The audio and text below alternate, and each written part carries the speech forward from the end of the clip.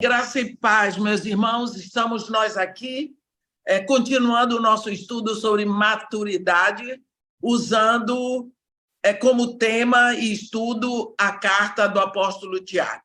Já fizemos os 3 primeiros capítulos, aprendemos por que cremos e temos certeza de que o apóstolo Tiago é o irmão de Jesus Cristo. Vimos que Jesus, quando ressuscitou, apareceu e falou com Tiago. E agora nós entramos no capítulo 4. Não podemos esquecer que esta carta é direcionada para as 12 tribos que se encontravam na dispersão. Esse é o início da carta. Agora, chegamos ao capítulo 4. Então, eu vou ler os 12 primeiros versículos.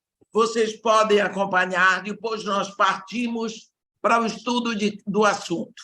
Tiago, capítulo 4, versículo 1. De onde procedem guerras e contendas que há entre vós? De onde? Senão dos prazeres que militam na vossa carne? Cobiçais e nada tendes. Matais e invejais e nada podeis obter. Viveis a lutar e fazer guerras. Nada tendes, porque nada pedis. Pedis e não recebeis, porque pedis mal, para esbanjardes em vossos prazeres. Infiéis, não compreendeis que a amizade do mundo é inimiga de Deus? Aquele, pois, que quiser ser amigo do mundo, constitui-se inimigo de Deus. Ou supondes que em vão afirma a Escritura: é com ciúme que por nós anseia o Espírito que ele fez habitar em nós? Antes, ele dá maior graça, pelo que diz: Deus resiste aos soberbos, mas dá graça aos humildes. Sujeitai-vos, portanto, a Deus, mas resisti ao diabo, e ele fugirá de vós. Chegai-vos a Deus, ele se chegará a vós. Purificai as mãos, pecadores, e vós que sois de ânimo dobre, limpai o coração. Afligi-vos, lamentai e chorai. Converta-se o vosso riso em pranto e a vossa alegria em tristeza. Humilhai-vos na presença do Senhor e ele vos exaltará. Irmãos, não faleis mal um dos outros. Aquele que fala mal do irmão ou julga o seu irmão, fala mal da lei e julga a lei. Ora, se julgais a lei, não és observador da lei, mas juiz. Um só é legislador e juiz, aquele que pode salvar e fazer perecer. Tu, porém, quem és que julgas o próximo? Bem, nós vimos aqui que lembramos como Jesus falou de guerras. Ele disse que um dos sinais para o final, para a consumação do século, ele diz no seu discurso de Mateus 24, ouvireis falar de guerras e de rumores de guerras. Ele diz que se levantará nação contra nação e reino contra reino. Então, aqui, o próprio Deus está falando de guerras. Mas não existem apenas guerras entre nações, mas também existem guerras entre os 2 reinos, entre raças, entre profissões, e em todos os níveis que você pode imaginar, existem guerras. Existem guerras familiares, existem guerras sociais, existem guerras econômicas. Tiago discute aqui esse tema tão importante nesse primeiro parágrafo do capítulo 4, explicando, nós vamos ver que existem 3 guerras ocorrendo no mundo e dizendo como elas poderiam ser debeladas. Quando nós falamos de guerra, nós pensamos no momento, quantas guerras estão acontecendo no mundo? Mas acontece que, porque elas saíram das primeiras páginas dos jornais, nós pensamos que elas já foram pacificadas. Não. A guerra da Líbia acabou. Não, ela continua. Ela continua. Mataram o rei, mas a guerra continua na Líbia.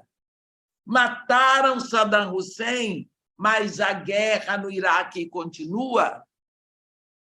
E a guerra da Síria, nunca mais se falou, mas continua. E a guerra da Ucrânia também saiu das primeiras páginas dos jornais, mas continua lá. E assim, todas as outras guerras, Afeganistão e tudo mais, elas continuam.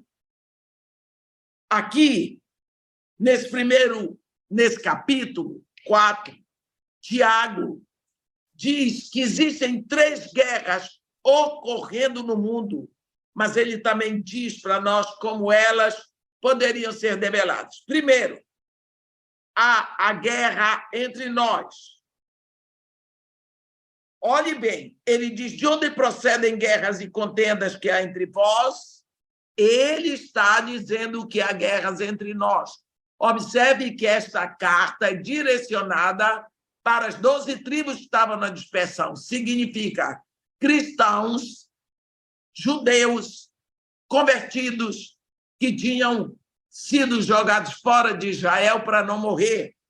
Então, ele diz: de onde procedem guerras e contendas que há entre vós? O que significa que existiam as guerras e as contendas dentro da igreja? Por isso que eu digo, esta carta é direcionada para nós. Não é? De onde, senão dos prazeres que militam na vossa carne? A raiz está em nós. No versículo 11 e 12, ele diz: não faleis mal uns dos outros. Aquele que fala mal do irmão, julga o seu irmão. Fala mal da lei, julga a lei. Ora, se julgas a lei, não és observador da lei, mas juiz. Um só é o legislador. E juiz, aquele que pode salvar e pode fazer perecer. Tu, porém, quem és tu para julgar o próximo? Olhe bem, o que causa guerra entre nós, entre cristãos? Não sei se você já observou, você não vê um padre guerreando um contra o outro em plena televisão. Você não vê um macumbeiro guerreando contra o outro, mas você vê crente, um difamando o outro, botando nas redes sociais para acabar com o ministério do outro. Isso é guerra, meus irmãos. Isso é guerra. Com certeza, seria tão bom que os irmãos vivessem em harmonia, como está escrito no Salmo 133, 1. É tão bom e agradável que os irmãos vivam em união. Se nós olharmos bem para a Bíblia, lembra de Ló, sobrinho de Abraão? Ele causou desarmonia com seu tio Abraão. Você vê isso lá em Gênesis 13. Lembra? Ele fez guerra. Absalão, lembra? Filho de Davi, fez guerra contra o seu pai Davi. Está escrito em 2 Samuel. Mesmo os discípulos de Jesus Cristo criavam problemas para Jesus quando discutiam quem era o maior no reino. Eles criavam problema. Por quê? O princípio da guerra, da desarmonia, da contenda está dentro de nós, o apóstolo diz: de onde provém guerras e contendas que há entre vós, senão dos prazeres que militam na vossa carne, dos prazeres que estão dentro de nós. Está vendo? Quando nós vemos e quando examinamos o trabalho da igreja primitiva, nós descobrimos que existiam muitas discordâncias entre os discípulos em todas as igrejas, mesmo em Filipenses, aquela igreja tão querida, a igreja do coração de Paulo, primeira igreja. Você lembra que já existia contenda entre Evódia e Síntique? Lembra disso? Quando o apóstolo pede, lá que ele escreve a carta a Filipenses, ele diz: rogo a Evódia e rogo a Síntique que pensem concordemente no Senhor. A ti, fiel companheiro de jugo, também peço que as auxiliem, pois juntas se esforçaram comigo no Evangelho. Está vendo? Então, você vê que duas mulheres de dentro da igreja, da liderança, pensavam de forma diferente. Ora, eu posso pensar de um jeito e você pode pensar do outro. Então, eu tenho a minha forma de pensar, que pode não ser pecaminosa. Você tem a sua forma de pensar, que pode não ser pecaminosa. Mas, e daí? Vamos pensar no Senhor. O que é que o Senhor pensa a respeito disso? O que é que a Bíblia nos ensina a respeito disso? Depositemos as nossas armas e vamos fazer as coisas como o Senhor quer, porque Ele é o Senhor, é o dono, é o proprietário. Aqui ele diz: rogo a Evódia e rogo a Síntique que pensem concordemente no Senhor, e pediu ao discípulo que as ajudasse, porque elas não estavam encontrando um ponto comum. Meus irmãos, o ponto comum está escrito na Bíblia. É a palavra de Deus. Tiago menciona discussões entre os santos, discordâncias. Olha, existem guerras de classes, não é? Lá no capítulo 2 nós vimos, é a velha rivalidade entre ricos e pobres. Isso é velho. E como tem ricos e pobres dentro da igreja, vai ter rivalidade. O homem rico recebe toda a atenção e o pobre é ignorado. Então, eu vou ser muito mais respeitado se eu morar num bairro nobre, num condomínio rico, se eu tiver um carro muito bom, se meus filhos estudarem num colégio muito bom, se eu comprar roupas melhores, se eu andar melhor, eu vou ser respeitado. Aquele que mora na comunidade, que não pode ter as melhores roupas, que não frequenta os melhores restaurantes, ele não vai receber todo o respeito. O pobre, o rico, recebe toda a atenção. O pobre é ignorado. O rico é honrado. E o pobre, desgraçado, ele é esquecido, meus irmãos. Nós precisamos ser sinceros e honestos. Nós não damos a mesma atenção. Não damos a mesma atenção. E isso o que é, senão uma rivalidade dentro da igreja? É uma tragédia ver isso acontecendo na igreja. Faz 20 séculos que o apóstolo Tiago escreveu essa carta. Hoje continua a mesma situação. Existem guerras nas empresas. Lá nós vamos ver no capítulo 5, não é? O homem rico tem o poder do controle e fere o pobre, porque ele controla. Ele controla com dinheiro, ele controla com ordem, ele controla com posição, ele controla, porque o pobre precisa ganhar o pão. Os operários são prejudicados em seus salários. Por quê? Por quê? Porque quem determina os salários são pessoas que se diziam operários, mas não são. Tem briga na igreja? Tem, sim. Parece que os cristãos, para os quais Tiago estava escrevendo,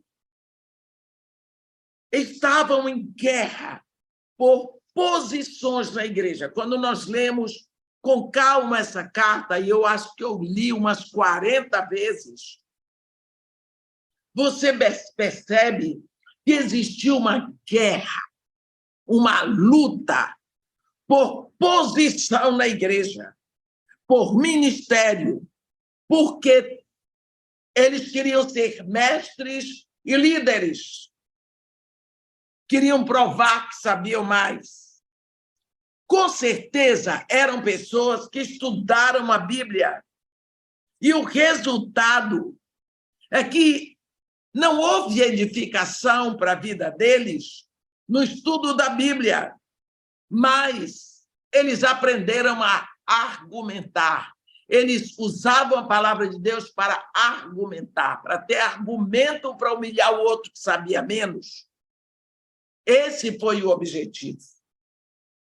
Ambições egoístas passaram a permear o culto. As pessoas se reuniam para cultuar a Deus, mas eles tinham ambição pela própria posição que eles iam exercer, pela sua posição social dentro da igreja, como eles seriam respeitados, como eles seriam admirados.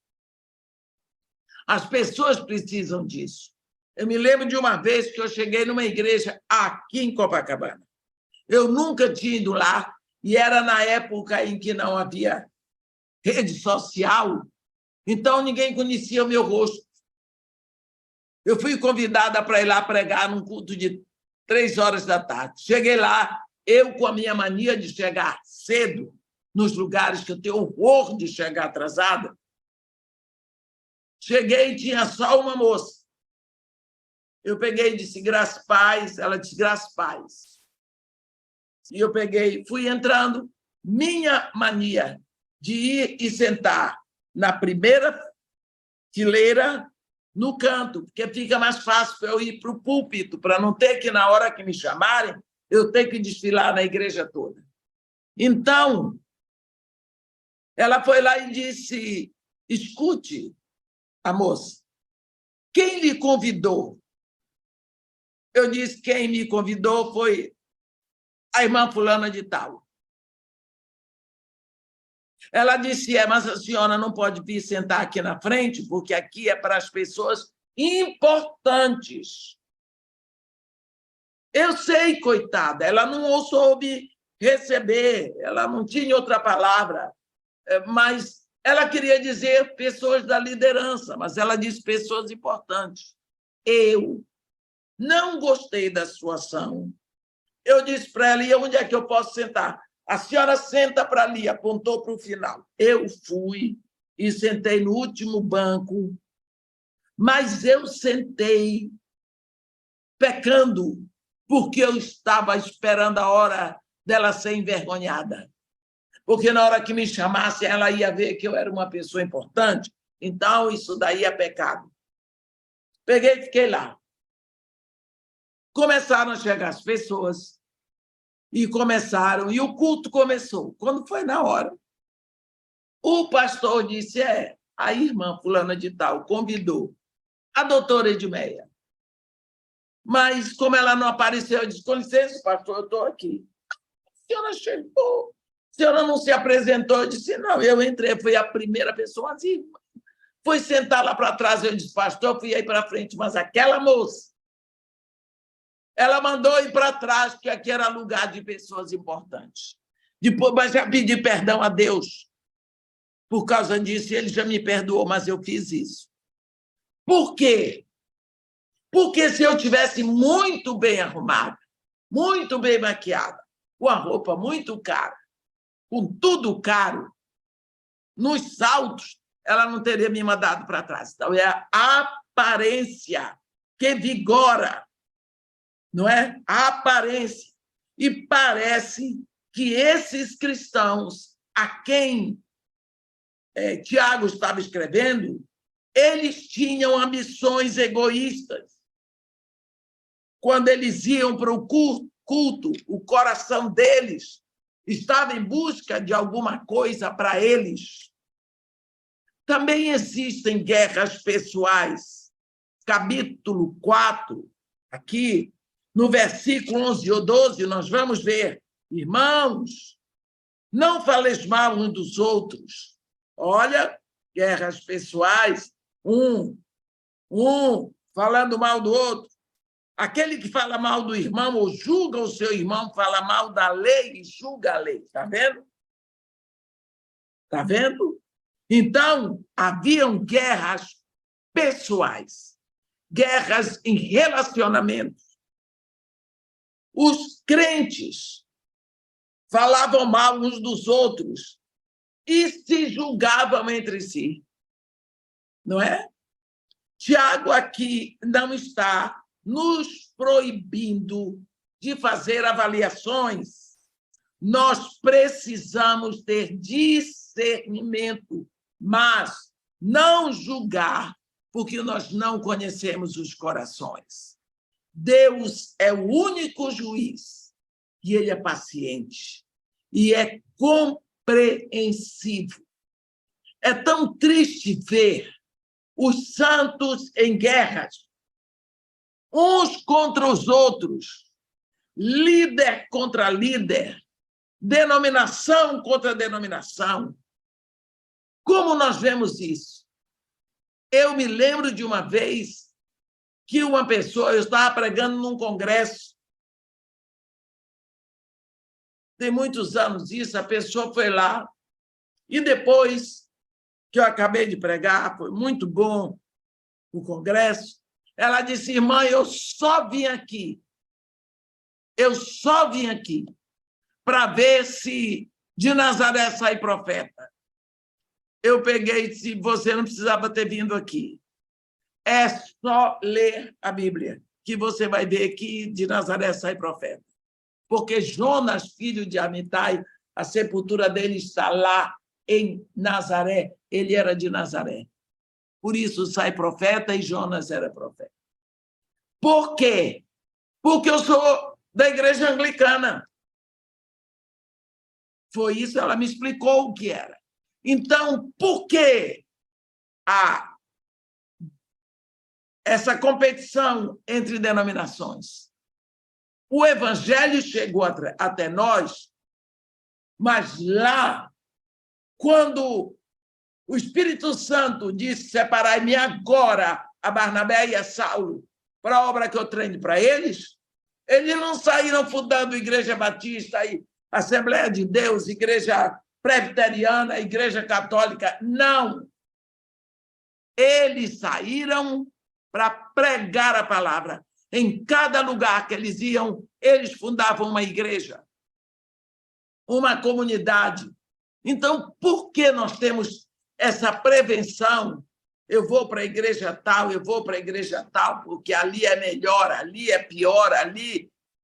Nós podemos escolher o lugar para irmos. Sim, temos o direito e é bom nos sentirmos bem na comunidade onde estamos. Mas, por favor, não vamos achar que um lugar é mais santo do que o outro.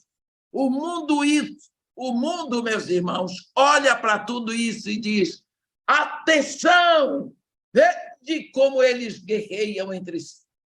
Olha os crentes guerreando entre si. E Jesus, lá em João 17, no versículo 31, orou pedindo unidade, que sejam um, assim como eu sou um em ti e tu em mim, Pai, para que o mundo saiba que tu me enviaste. Porque, então, meus irmãos, nós estamos em guerra, um contra o outro. Se pertencemos à mesma família, temos a mesma fé e o mesmo Senhor, se somos habitação do mesmo Espírito, por que guerreamos tanto e nos achamos melhores? Se somos filhos do mesmo Deus, temos que entender que, dentro de uma família, uma criança de 2 anos não tem a mesma maturidade do irmão dela de 7. O de 7 não tem a mesma maturidade do que tem 15. Mas são todos irmãos, todos são herdeiros, todos filhos do mesmo Pai. Por que, então, nós estamos em guerra? Tiago responde isso. Por que estamos em guerra? Tiago responde isso quando ele explica 2 guerras que estão acontecendo. Primeira guerra, a guerra nossa conosco, a minha guerra comigo mesmo, a guerra de nós conosco, que eu digo. De onde procedem guerras e contendas que há entre vós? De onde? O apóstolo pergunta, senão dos prazeres que militam na vossa carne, que guerreiam na vossa carne, que batalham na vossa carne. A guerra do coração nos leva a outra guerra. O coração é a fonte da guerra. Nós vivemos insatisfeitos com os outros porque estamos insatisfeitos conosco. Nós estamos insatisfeitos com tudo porque nós não estamos satisfeitos. A nossa paz com Deus não está completa. A essência do pecado é o egoísmo. Nós queremos que as pessoas sejam como nós gostaríamos que elas fossem. Quem disse que as pessoas vivem para meu agrado? Não é? Quem disse que as pessoas têm que viver para me agradar? As pessoas têm que viver para agradar a Deus. E quando a pessoa agrada a Deus, ela está andando direitinho. Vamos ver uma coisa, o que a Bíblia diz sobre isso. Eva desobedeceu a Deus. Por quê? Porque queria ser igual a Deus. Vê se pode. Vê se dá. Mas ela queria. Deu certo? Não. Abraão, quando mentiu sobre sua esposa, por que que ele mentiu? Porque egoisticamente queria salvar a vida dele. Então ele mentiu.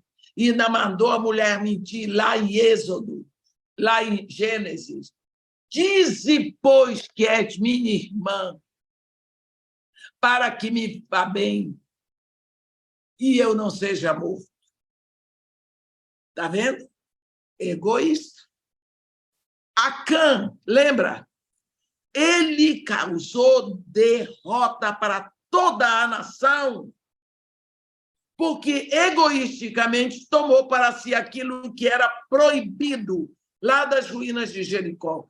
Não podia pegar nada, pois ele pegou, ele escondeu na tenda dele, ele guardou. O que, primeiro, não era dele, segundo, era proibido, e por isso ele pegou escondido. Quantos morreram por causa do egoísmo dele? Onde existe uma pessoa egoísta no grupo, o grupo todo vai pagar o preço. Todo vai pagar o preço. Eu estava lendo uma história estavam num barco, algumas pessoas, e eles começaram a chupar manga. O barco era fechado. E todo mundo chupou a manga, enxugou no papel, guardou o papel. Um sujeito lá resolveu que tinha que lavar a mão. Então, ele pegou uma broca, começou a abrir um buraco no barco. Todo mundo, você é louco? Ele pegou e disse, eu preciso lavar minha mão. E eu estou furando debaixo do meu assento, não é do assento de vocês. Ninguém lavou a mão. Ficou com a mão grudada, mas ele precisava, porque ele não podia ficar com a mão grudada, ele pensou nele. E outra coisa, ele estava furando só debaixo do assento dele. Não ia inundar o barco todo? Ia, porque tinha uma pessoa egoísta. Onde tem uma pessoa que só pensa em si, no seu bem-estar. Uma pessoa que é melhor, que merece o melhor. Sempre merece o melhor. E quem quiser que se dane. Então, vai sobrar. O preço vai chegar. A fatura chega para o grupo todinho. Nós vemos isso. Sempre nós achamos uma desculpa espiritual para as nossas guerrinhas. Sempre tem uma desculpa espiritual. Por quê? Fulana, porque tem demônio. O outro é porque não é crente.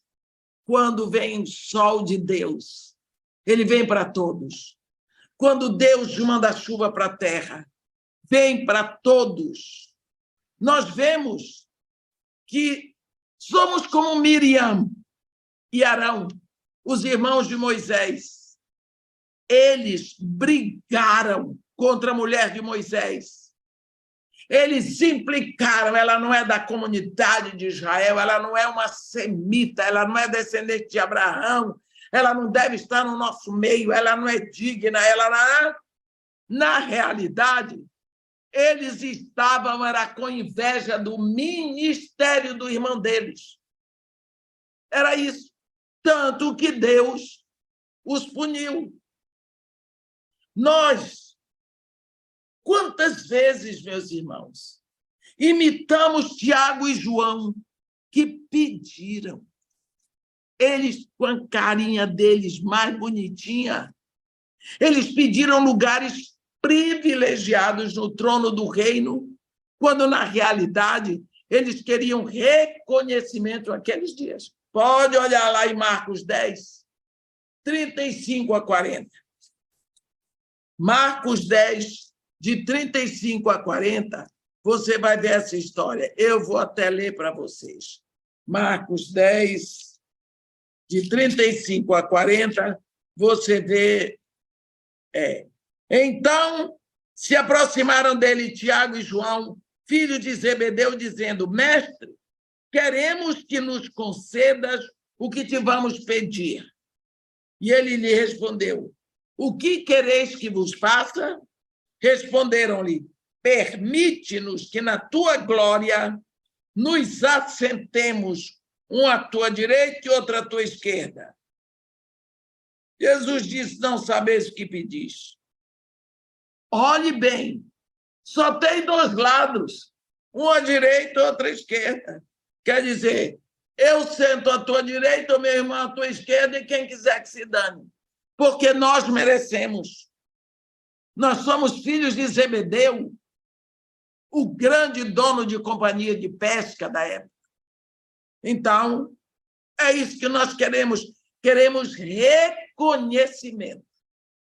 Ou temos reconhecimento, ou nada feito. O que dizemos é aquilo que tem que ser. Nos sentimos melhores que os outros. O desejo egoísta, meus irmãos, é muito perigoso. Ele nos leva a ações erradas. Está aqui, cobiçais e nada tendes, matais e invejais, e nada podeis obter. Viveis a lutar e a fazer guerras, nada tendes, porque nada pedis. E até nos leva a fazer oração errada. Não cobiçar é o último dos 10 mandamentos. E quando nós quebramos este mandamento, quebramos todos os outros 9. Porque a cobiça é a aglomeração de todos os pecados. Pessoas em guerra contra si mesmos são sempre infelizes. Nunca estão felizes. Nunca estão satisfeitos. Ora, se eu não estou feliz, o ambiente onde eu estou está minado. Nunca estou satisfeita. Por quê? Porque eu quero mais, eu quero mais, eu quero mais, eu quero mais. Aí Provérbios diz, a sanguessuga tem 2 filhas, a saber, dá. Nunca dizem basta. Sempre querem mais. Nunca vão estar satisfeitos. Eles não apreciam a vida, não enxergam as bênçãos que possuem e só reclamam daquelas que não chegaram. Eles veem só aquilo que não têm. São incapazes de enxergar aquilo que Deus já deu. Porque eles querem o que os outros têm. Eles querem muito mais. Isso é ganância. Correm atrás de um milagre que resolva tudo, quando o erro está no coração deles. O erro está no coração deles, mas eles querem um milagre que resolva tudo em volta. Oramos pedindo a Deus que faça a nossa vontade, ainda que não seja a vontade de Deus. Sabe aquele caso?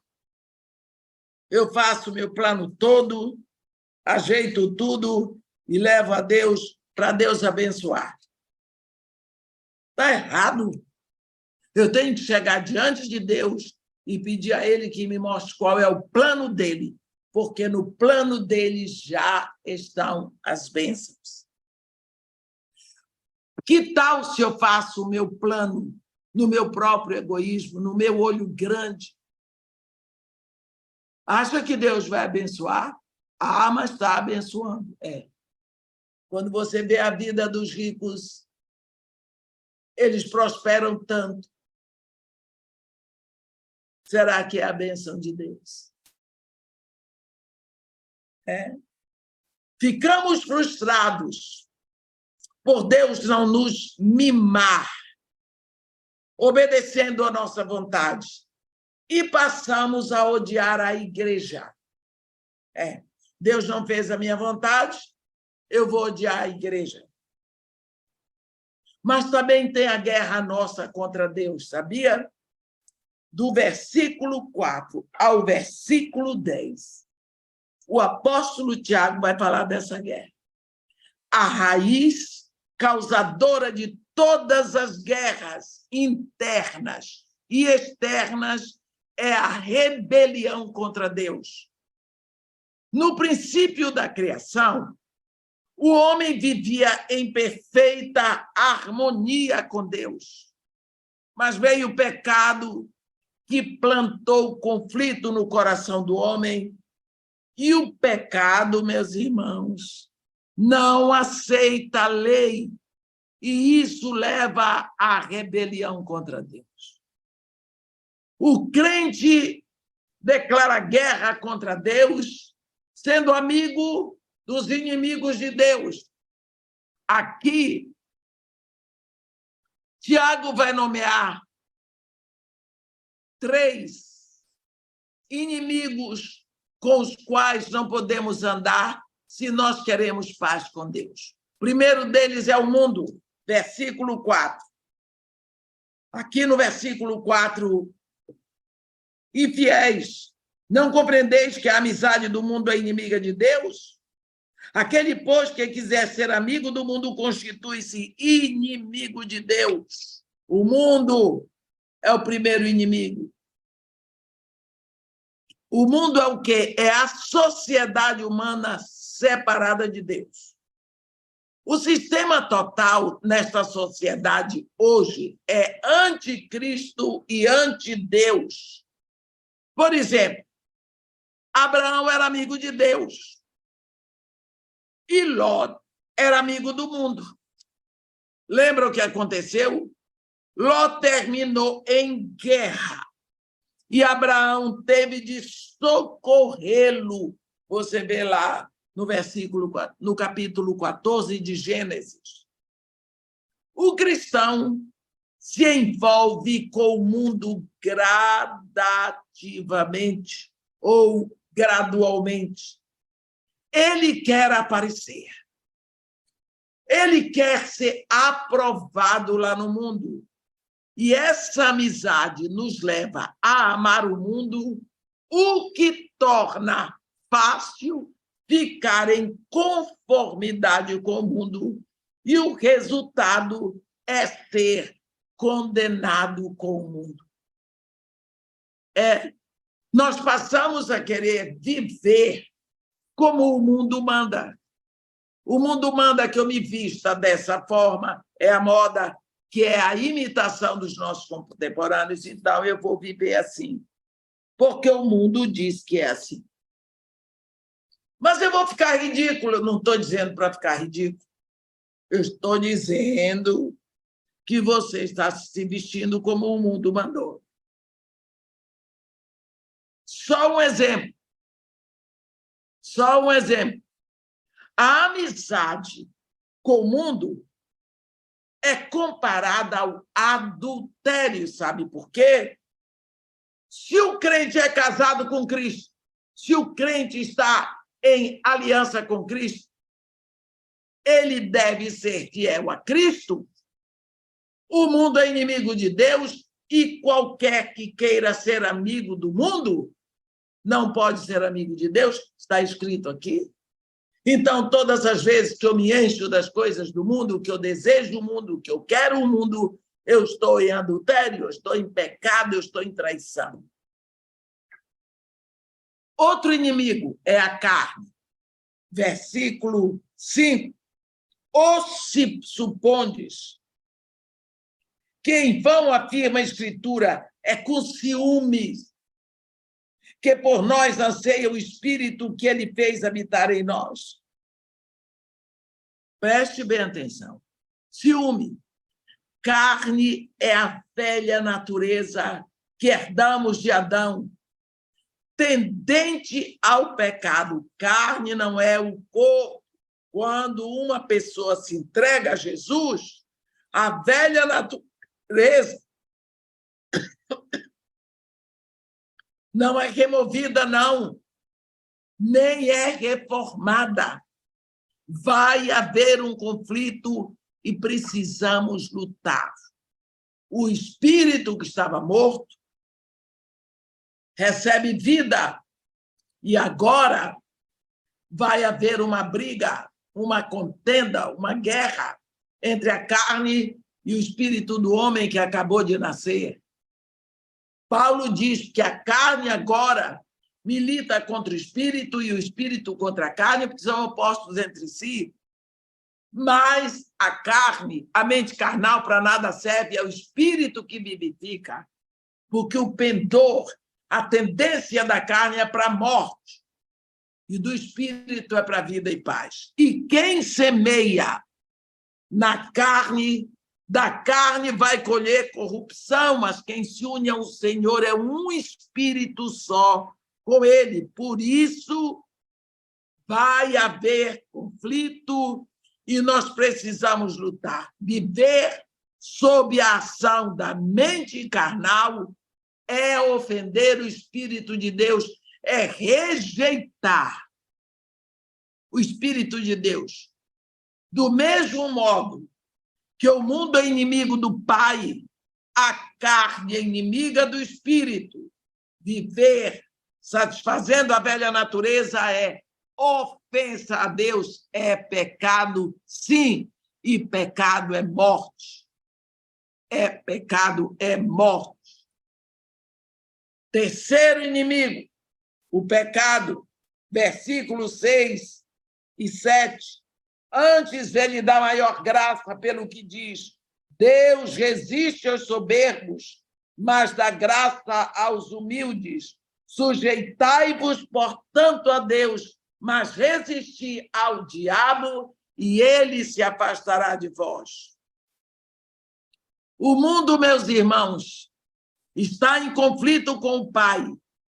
A carne guerreia contra o Espírito, e o diabo é o opositor do Filho de Deus. Orgulho é a maior arma de Satanás, é o maior pecado de Satanás, é a sua maior arma nesta guerra contra o Senhor Jesus. Um cristão novo não deve ser posto em lugar de destaque para não cair na tentação. A Bíblia diz para não impor as mãos sobre os neófitos, porque começa a ler a Bíblia, ouvir 2 ou 3 sermões, e já sabe tudo, já chegou à conclusão de tudo, já aprendeu tudo. 2 anos de igreja já pode comandar. Cadê o amadurecimento?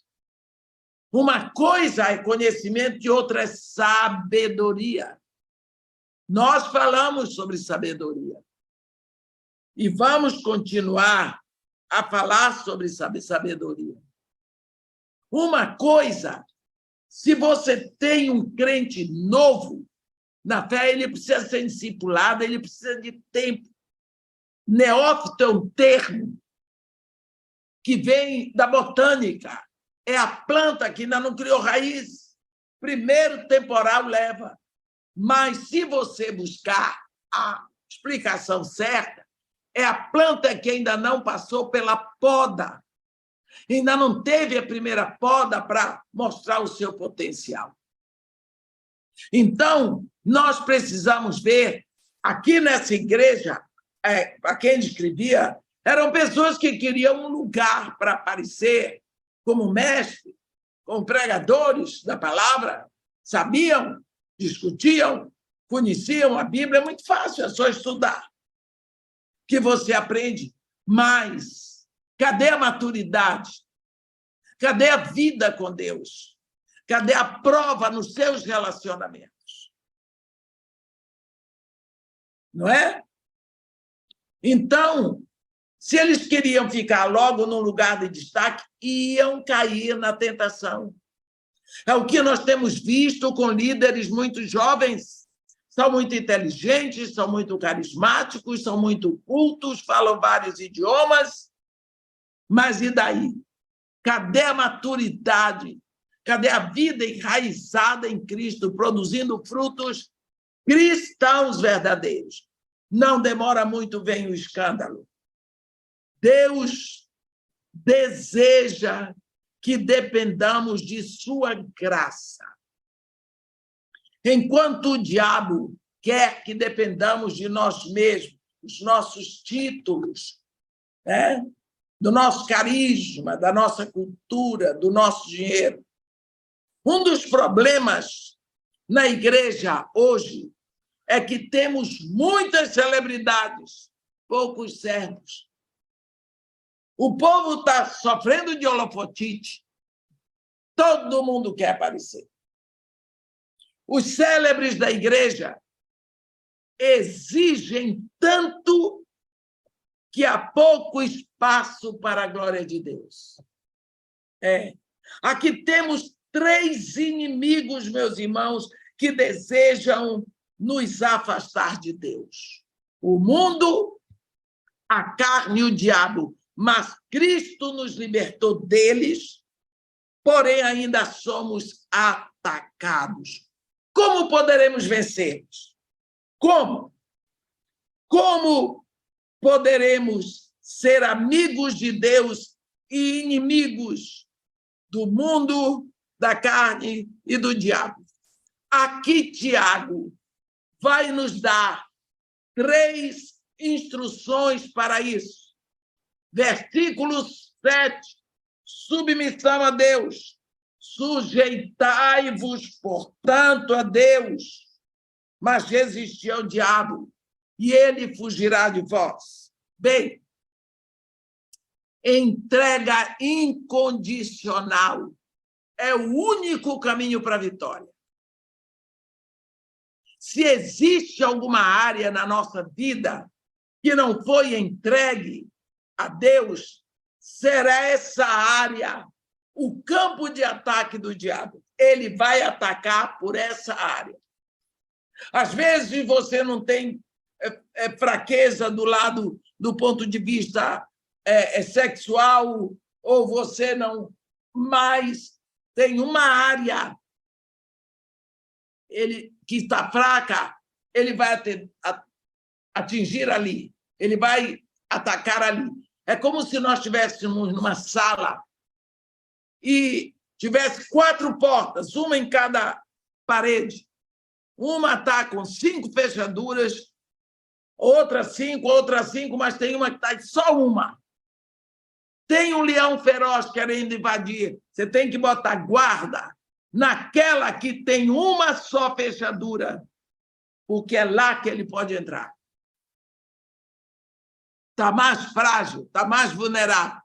É por isso que cristãos que não se entregam completamente não podem viver consigo e não podem viver com os outros. Estão insatisfeitos consigo, estão sempre gritando, sempre aborrecidos com todo mundo. Aquele tipo de gente mal-educada. Não dês lugar ao diabo. Aí essa pessoa é meu temperamento. Não é. É a sua carne que está militando. Satanás quer um campo de apoio na nossa vida para guerrear contra Deus, e o único meio para nós é nos submetermos a Deus, para Deus nos fortalecer totalmente nessas áreas. Depois que o rei Davi adulterou com Betseba, você lembra o que aconteceu? Ele mandou trazer o marido dela, porque ela estava grávida dele. Mandou trazer o marido Urias lá da guerra.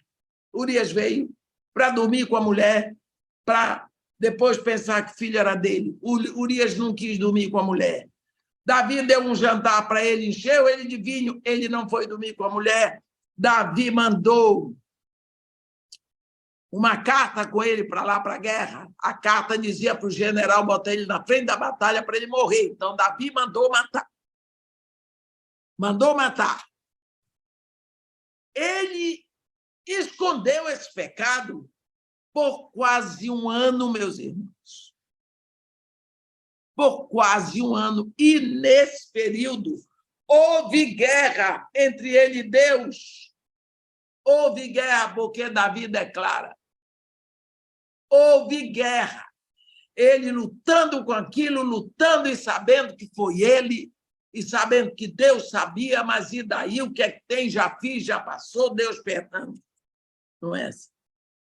Lembra lá, Lucas 24, 47, que Deus mandou que se pegasse arrependimento para o cancelamento dos pecados. Sem arrependimento não há cancelamento de pecado. Está vendo? Quando você lê o Salmo 32 e o Salmo 51, nós vemos o preço alto que Davi pagou por guerrear com Deus. Quando finalmente ele se submeteu a Deus, ele pôde experimentar o que é paz e o que é alegria. Submissão é um ato de vontade. Não espere que ela apareça assim, não. Você tem que querer se submeter, se entregar e ficar. Não é? Não a minha vontade, Senhor, mas sim a tua, porque tu estás nos céus. Essa é submissão. Outra, versículo 8. Chegai-vos a Deus, e ele se chegará a vós outros.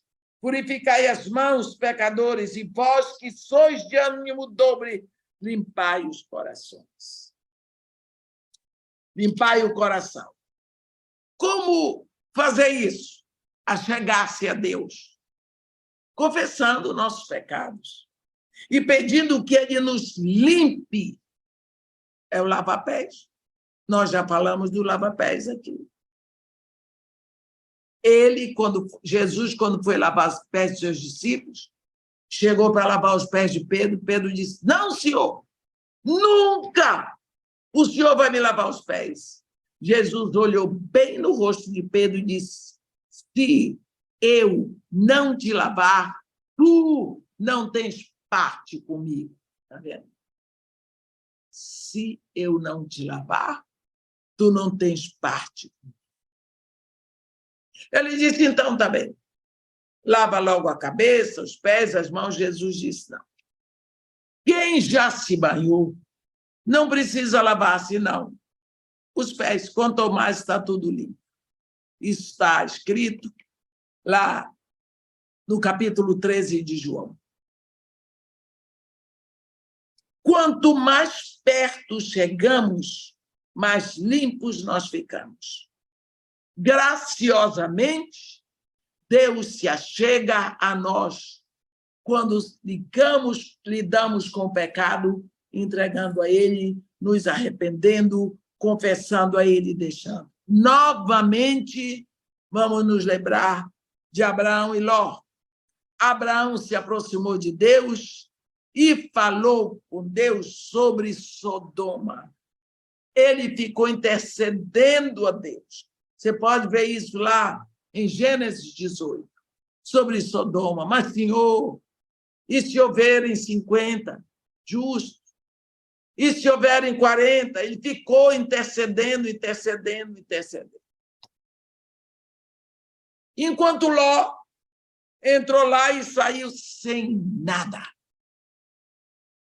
Nada. Olho grande.